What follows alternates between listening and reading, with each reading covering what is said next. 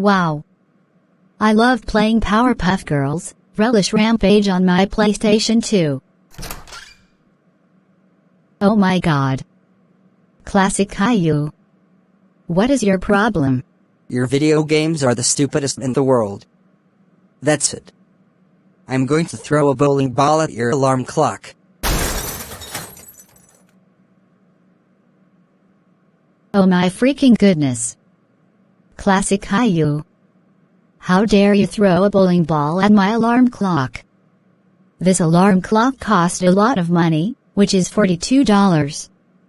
That's it. I'm telling Becky Botsford. Becky Botsford. Come in here please. What's going on here? Becky Botsford, when I was playing Powerpuff Girls, Relish Rampage on my PlayStation 2, Classic Caillou threw a bowling ball at my alarm clock. Oh my god. Classic Caillou. I can't believe you threw a bowling ball at Pinky Dinky Doo's alarm clock. Do you know how much it cost? It cost $42. And that's all we have to pay. That's it. Go home right now, and I will call Caillou about this.